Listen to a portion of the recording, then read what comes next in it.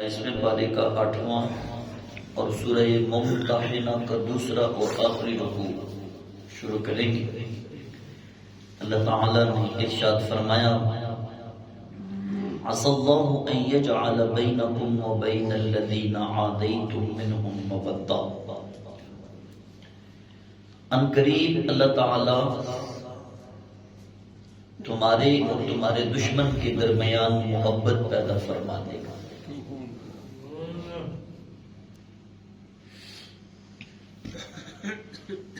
واللہ قدیر، اللہ قادر مطلق ہے۔ واللہ غفور الرحیم، اللہ بخشنے والا اور رحم فرمانے والا ہے۔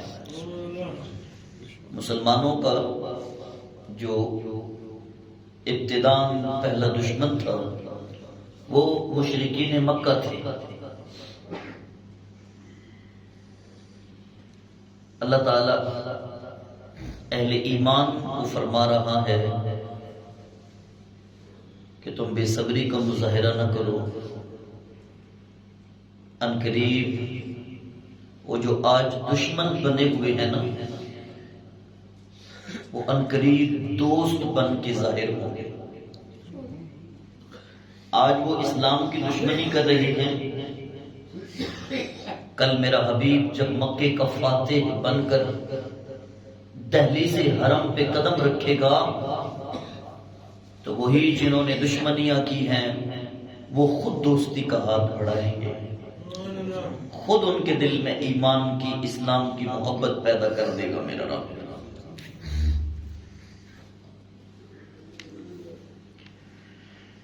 اگلی 2 آیتوں میں اسلام کا حسن میرے رب نے بیان فرمایا ہے کہ اسلام کا کتنا حسن ہے۔ اسلام چاہے مشرکوں کی عورت ہو، مشرکوں کا بیٹا ہو، اسلام ان کا بھی خیال رکھتا ہے۔ اللہ فرماتا ہے: لا ينهاكم الله عن الذين لم يقاتلوكم في الدين ولم يخرجوكم من دياركم ان تبروهم وتقسطوا اليهم ان الله يحب المقسطين۔ رب فرماتا ہے کہ اللہ تمہیں منع نہیں کرتا کہ تم ان لوگوں کو تھوڑا تھوڑا نہ دو جنہوں نے تمہیں تمہارے دین سے جنگ کی، یا تمہیں تمہارے دیش سے نکالا، یا تمہیں نکالنے میں جنہوں نے مدد کی، وہ بڑے تھے نا جنہوں نے نکالا، ان کے بچوں نے تو نہیں نہ نکالا، ان کی عورتوں نے تو نہیں نہ نکالا۔ اللہ فرماتا ہے: اے اہل ایمان، ان کے بچوں کو دیجیے، ان کی عورتوں کو دیجیے، اگر وہ بھولے سے تمہارے شہر میں قدم رکھ لیں، ان کا خیال کیجیے، ان بچوں کا خیال کیجیے۔ ان اللہ یحب المقسطین، اللہ تھوڑا تھوڑا دینے والوں سے محبت فرماتا ہے۔ انما ینہاکم اللہ عن الذین قاتلوکم فی الدین، اللہ نے تمہیں ان سے دوستی رکھنے سے منع کیا ہے جنہوں نے تمہارے دین میں تم سے جنگ کی ہے۔ وَأَخْرَجُوكُم مِّن دِيَارِكُمْ، اور تمہیں تمہارے شہر سے نکالا ہے۔ وَظَاهَرُوا عَلَىٰ إِخْرَاجِكُمْ، اور تمہیں تمہارے نکالنے والوں کے ساتھ انہوں نے مدد کی ہے۔ أَن تَوَلُّوهُمْ، اللہ ان سے دوستی رکھنے سے منع فرماتا ہے، ان محکوموں کے ساتھ جو ہے وہ تم دشمنی نہ کرو، ان محکوم بچوں کے ساتھ تم حسن سلوک کا مظاہرہ کرو۔ وَمَن يَتَوَلَّهُمْ فَأُولَٰئِكَ هُمُ الظَّالِمُونَ، اللہ کے منع کرنے کے باوجود پھر بھی جس نے ان مشرکین مکہ سے، ان یہودیوں سے، ان ہنود سے، ان غیر مذہبوں سے دوستی کا ہاتھ بڑھایا، اللہ فرماتے ہیں فَأُولَٰئِكَ هُمُ الظَّالِمُونَ، یہی تو پھر ظالم ہے۔ یہ جو اگلی آیتیں ہیں اللہ رب العزت نے بڑے اہم احکامات نازل فرمائے ہیں۔ صلح حدیبیہ جب ہوئی، اس صلح میں اور بھی شرطیں تھیں۔ ایک شرط یہ بھی تھی مکہ والوں کی کہ اگر کوئی بھی مسلمان مرد مکہ سے مدینہ کی طرف گیا تو مدینے والوں کو انہیں واپس لوٹانا پڑے گا۔ یہ شرط اسکول کی کتابوں میں بھی اسلامیات میں لکھی ہوئی ہے، بڑی مشہور ہے صلح حدیبیہ کی یہ شرط۔ شرط پہ غور کریں گے آپ سارے حضرات۔ شرط یہ تھی، مکہ والوں نے خود کہا شرط یہ ہے کوئی بھی مرد اسلام لا کر اگر مکہ سے مدینہ کی طرف گیا تو مدینے والوں کو واپس لوٹانا پڑے گا۔ سرکار نے اس شرط کو بھی مانا، آپ واپس مدینہ تشریف لے گئے۔ حقیقت تو یہ تھی کہ اس میں فائدہ ہی تھا کہ جو اسلام قبول کر کے واپس مکہ جائے گا رشتہ دار بے شک ان کا ہوگا، لیکن اسلام جو قبول کیا ہے دین کی ترویج تو وہ اپنی کرے گا، اور اس میں فائدہ ہی فائدہ تھا۔ اس شرط سے وہ تنگ بھی آ گئے کہ یہ ہم نے کیسی شرط لکھ دی، ہم نے تو محمد صلی اللہ علیہ وآلہ وسلم آپ کے شیروں کو اپنے گھر میں ہی جگہ دے دی۔ انہیں یہ نہیں پتا تھا کہ سرکار کا کلمہ پڑھنے والوں کی مصطفیٰ نے ایسی تربیت کی ہوگی کہ بے شک وہ مکے میں مشرکین مکہ کے پاس ہوں گے تب بھی ان کے اخلاق سے متاثر ہو کے لوگ دائرہ اسلام میں داخل ہونا شروع ہو جائیں گے۔ آج یورپ میں کیوں اسلام پھیل رہا ہے؟ آج امریکہ میں ہر سال 20,000 لوگ کیوں مسلمان ہوتے ہیں؟ اس کی وجہ یہ ہے کہ جس وقت اہل اسلام محمدی رنگ میں رنگ کر اپنے اخلاق کا مظاہرہ کرتے ہیں تو وہ اپنے ادیان سے تنگ آئے ہوئے انسان رسول اللہ کے اخلاق والوں سے متاثر ہو کر خود بخود کلمہ پڑھ لیتے ہیں۔ سمجھ آئی بات؟ سنیے، معاہدے کی شرط کیا تھی کہ کوئی بھی مرد مکہ سے مدینے آئے گا تو مدینے والوں کو واپس لوٹانا پڑے گا۔ آ گئی ام کلثوم بن عقبہ، ان کے شوہر نے کہا اے مسلمانوں کے نبی میری بیوی کو واپس کیجیے۔ ام کلثوم عرض کر رہی ہیں یا رسول اللہ میں نے کلمہ پڑھا ہوا ہے، میں نے کلمہ پڑھا ہوا ہے یا رسول اللہ، میں ایمان والی ہوں، ان کافروں کے درمیان کیسے رہ سکتی ہوں؟ سرکار نے اس کے شوہر کو کوئی جواب نہیں دیا اور وہ کہہ رہا ہے کہ ابھی معاہدے کی سیاہی بھی نہیں سوکھی، آپ میری بیوی کو واپس نہیں کر رہے، آپ نے ابھی معاہدہ کیا۔ ادھر یہ باتیں ہو رہی ہیں، ادھر جبریل امی آ گئے۔ سنیے قرآن کی آیت اور اپنے دل کو ٹھنڈا کیجیے اور اپنے ایمان کو روشن کیجیے۔ اللہ فرماتا ہے یا ایھا الذین آمنوا اذا جاءکم المؤمنات مہاجرات فامتحنوہن، اے ایمان والوں جب تمہارے پاس مومن عورت ہجرت کر کے آ جائے اس کا امتحان لو۔ اللہ اعلم بایمانہن، اللہ ان کے ایمان کو زیادہ جانتا ہے۔ فَإِنْ عَلِمْتُمُوهُنَّ مُؤْمِنَاتٍ، اگر تمہیں یہ علم ہو جائے کہ یہ مومن ہے تو فَلَا تَرْجِعُوهُنَّ إِلَى الْكُفَّارِ، تم نے اس کو کافروں کی طرف واپس نہیں لوٹانا۔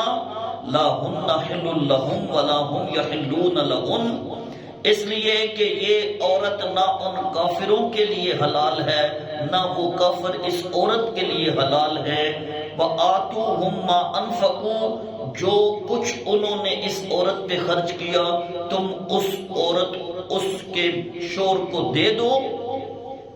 وَلَا جُنَاحَ عَلَيْكُمْ، تمہارے اوپر حرج نہیں، أَن تَنكِحُوهُنَّ، کہ تم اس کے ساتھ نکاح کرو، اذا آتیتموہن اجورہن، اس کا حق مار ادا کر کے۔ ادھر میرے رب نے قرآن کی آیت نازل فرمائی اور فرمایا محبوب ان کافروں سے کہو معاہدے میں مردوں کی بات ہوئی تھی، عورتوں کی بات نہیں ہوئی تھی۔ بات سمجھ آئی؟ معاہدے میں تو لفظ ہی رجل کا آیا تھا کہ مرد واپس کیے جائیں گے، عورتوں کی تو محبوب بات ہی نہیں ہوئی تھی۔ جب اس کا اور اس کا دین ہی مختلف ہو گیا، نکاح تو ختم ہو گیا محبوب، معاہدے میں تو عورتوں کی بات ہوئی نہیں، اور یہ کہہ رہی ہے کہ میں ایمان لا چکی ہوں، میں نے اسلام قبول کر لیا ہے۔ محبوب آپ امتحان لیجئے اس کا، اس سے حلف لیجئے۔ اور پھر میرا نبی حلف لیتا تھا جب بھی کوئی عورت مکے سے آتی نا مدینے کی طرف، حضرت سبیہ رضی اللہ تعالیٰ عنہ آپ آئی نا جب مکہ سے مدینہ ہجرت کر کے، تو میرے آقا نے فرمایا حلف دو کہ تم صرف اللہ اور اس کے رسول کی محبت میں مکہ چھوڑ کے مدینہ آئی۔ اس نے حلف دیا۔ میرے نبی نے فرمایا حلف دو کہ تم کسی مصیبت کے ڈر کی وجہ سے نہیں آئی، تم اس وجہ سے نہیں آئی کہ میں آب و ہوا چینج کر لوں، تم اس وجہ سے نہیں آئی کہ میں دنیا کا مال حاصل کر لوں۔ وہ حلف دیتی جا رہی ہے۔ پھر میرے نبی نے فرمایا یہ قسم اٹھاؤ کہ میں اللہ اور اس کے رسول کی محبت میں مدینے آئی۔ جب حضرت سبیہ نے یہ قسم اٹھائی، یہ حلف دیا، کیونکہ اللہ تعالیٰ نے فرمایا ہے کہ مومن عورتیں جب ہجرت کر کے آئیں تو فامتحنوہن، ان کا امتحان لو۔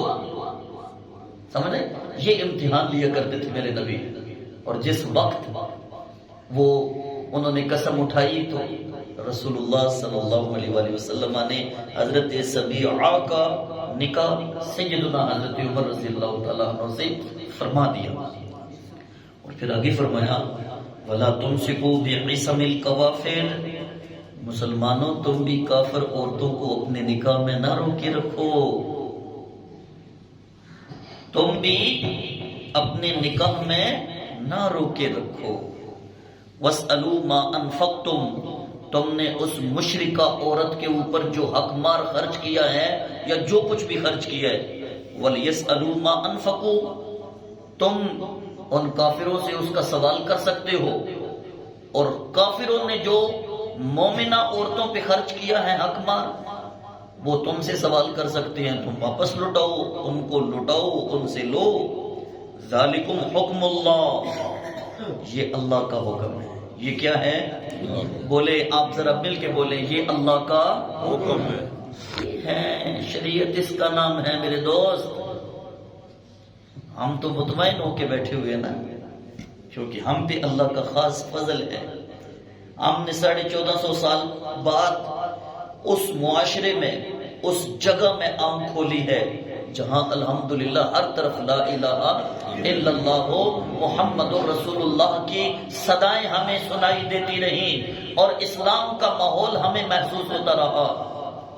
پوچھیے ان سے جنہوں نے اپنے گھر والوں کو بھی رسول اللہ کی ذات پر قربان کیا، اپنے شہر کو بھی قربان کیا، اپنے مال کو بھی قربان کیا، اپنے گھر والوں، اہلیہ، بچوں کو قربان کیا، اور پھر اسلام کا درخت تناور بنا، پھر اسلام کا درخت پھلا پھولا۔ اللہ فرماتا ہے ذالکم حکم اللہ، یہ اللہ کا حکم ہے۔ جب اللہ کا حکم آیا نا تو پھر لوگوں نے یہ نہیں کہا، صحابہ کرام نے یہ نہیں کہا نہیں ہم تو یہ چاہتے ہیں، ہم تو یہ چاہتے ہیں، ہم تو وہ چاہتے ہیں، نہ۔ جب اللہ کا حکم آ گیا، پھر مشرکہ مکہ گئیں جو مومنہ تھی، ان کو اپنے نکاح میں رکھا، اور جو جو رب حکم فرماتا گیا اس پہ عمل ہوتا گیا۔ یہ صحابہ کرام نے رسول اللہ صلی اللہ علیہ وآلہ وسلم فرمایا یحکم بینکم، اللہ تمہارے درمیان فیصلہ فرماتا ہے، واللہ علیم حکیم، اللہ علم والا ہے، اللہ حکمت والا۔ حضرت عمر رضی اللہ تعالیٰ عنہ کی 2 بیویاں تھی جو مکے میں تھی لیکن مشرکہ تھی، حضرت عمر نے دونوں کو چھوڑ دیا، کہا تم میرے نکاح میں نہیں رہی کیونکہ میرے رب کا حکم آ گیا۔ ایک کا نکاح ابو سفیان بن حرب کے ساتھ ہو گیا، جو دوسری ہندہ تھی اس کا نکاح کسی اور کے ساتھ ہو گیا، ادھر حضرت ام کلثوم بنت عقبہ کا نکاح رسول اللہ صلی اللہ علیہ وسلم نے حضرت عمر کے ساتھ فرما دیا۔ وہ عربی ماحول جو تھا وہ اہل عرب کا ماحول، آج کل تو عربی ماحول ہی نہیں نہ رہا، یہ تو کوئی پتہ نہیں جنگل سے آ گئے ہیں اٹھ کے، ان کو تو پتہ ہی نہیں ہے دین کیا ہے، یہ تو دین سے اتنے دور چلے گئے، یہ حجازی نہیں ہے، یہ رسول اللہ صلی اللہ علیہ وسلم کے خاندان سے نہیں ہو سکتے، یہ آقا کریم صلی اللہ تعالی علیہ وآلہ وسلم کے سچے غلام نہیں ہو سکتے۔ اگر کوئی سچا غلام تھا تو وہ عبداللہ بن عمر تھا، اگر کوئی سچا غلام تھا تو وہ محمد بن قاسم تھا، وہ صلاح الدین ایوبی تھا، وہ خالد بن ولید تھا، جو اپنی جان تو قربان کر بیٹھے لیکن رسول اللہ صلی اللہ علیہ وسلم کی حرم کی حفاظت اس طرح کی، شہر مدینہ کی حفاظت اس طرح کی کہ دنیا والوں کو بتایا رسول اللہ کے در کا نوکر اس کو کہا کرتے ہیں۔ یہ کوئی اور معاملہ ہو چکا ہے۔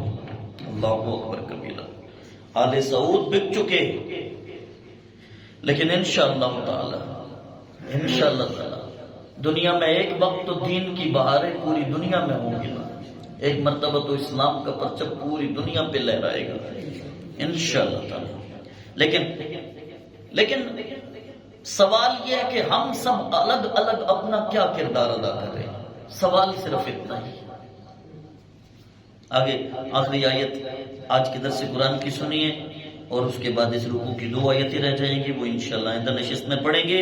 اللہ فرماتا ہے وَإِنْ فَاتَكُمْ شَيْءٌ مِّنْ أَزْوَاجِكُمْ إِلَى الْكُفَّارِ، اگر تمہاری بیویوں میں سے کوئی بیوی مرتد ہو کے کفار کی طرف چلے جائے تو فَعَاقَبْتُمْ فَآتُوا الَّذِينَ ذَهَبَتْ أَزْوَاجُهُمْ مِثْلَ مَا أَنفَقُوا، تم ان سے مال غنیمت حاصل کر لو، یا جو خزانے میں مال غنیمت موجود ہے اس مال غنیمت میں سے اس مسلمان مرد کو حق مہر کا وہ حصہ دے دیا جائے جو اس نے اس مرتدہ عورت پہ خرچ کیا ہے۔